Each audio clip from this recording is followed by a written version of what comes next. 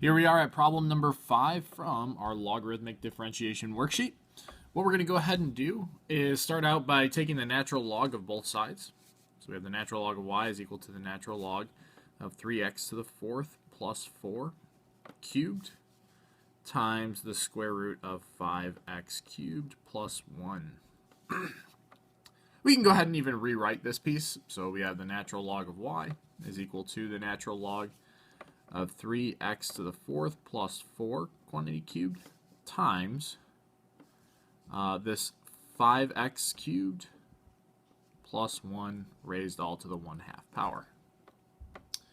Now what we can go ahead and do is use properties with logs and pretty much just break these up. So we have the natural log of y still on the left is equal to the natural log of 3x to the 4th plus 4 cubed plus, because again, product is going to turn to a plus sign when we separate our natural logs, the natural log of 5x cubed plus 1, all raised to the 1/2.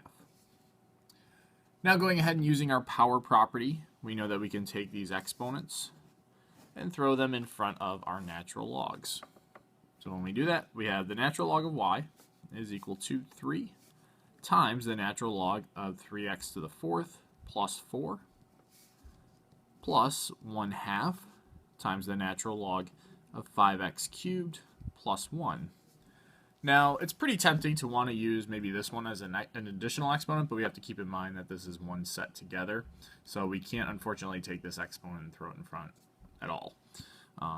This cube, though, we could do it because it's, again, that whole quantity being raised to that third power. So that's where our power property would apply. At this point, we've expanded our natural logs as much as possible. So we're going to go ahead now and take the derivative. And then again, that's with respect to x. So when we do that, we have the derivative of the natural log of y. That just comes out to be 1 over y times dy over dx. You could also just have this dy over dx on top. That would work as well. But I think just in terms of ease of eye, this is probably the easiest to see. Taking the derivative of this 3 times the natural log of 3x to the 4th plus 4. Well, this 3 is a constant, and that can actually be pulled in front of a derivative. So we're still going to have 3. Now taking the derivative of this function, we know that we have the derivative on top. So this piece, this is our f of x. We're going to take the derivative of this. So that would be 12x cubed. And on the bottom, we just have the original function. So 3x to the 4th plus 4. Same thing's going to happen here. We have 1/2.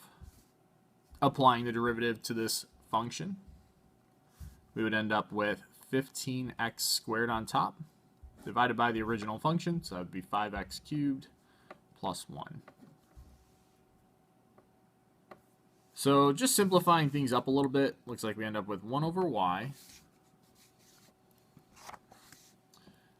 dy over dx is equal to 36x cubed over 3x to the 4th plus 4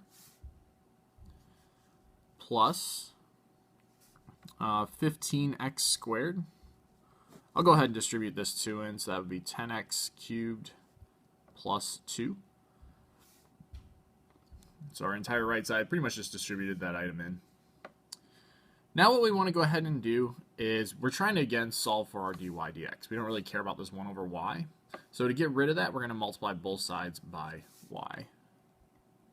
Now it's pretty important to note that we are multiplying it by this entire right side, all right, not just this left or rightmost piece.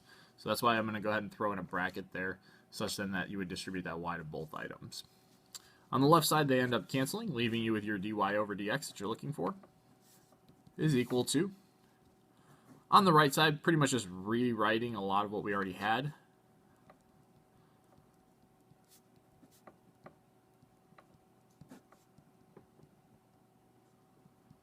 The only difference is, instead of y, we're going to go ahead and throw in our original function, because that, again, was y. So we're just going to throw this in there for that y part. So when we do that, we end up with 3x to the 4th plus 4 cubed times the square root of 5x cubed plus 1. And that's fine. You don't actually have to simplify or distribute anything. This is actually okay. For me, at least. So again, though, that is problem number 5 from your logarithmic differentiation worksheet.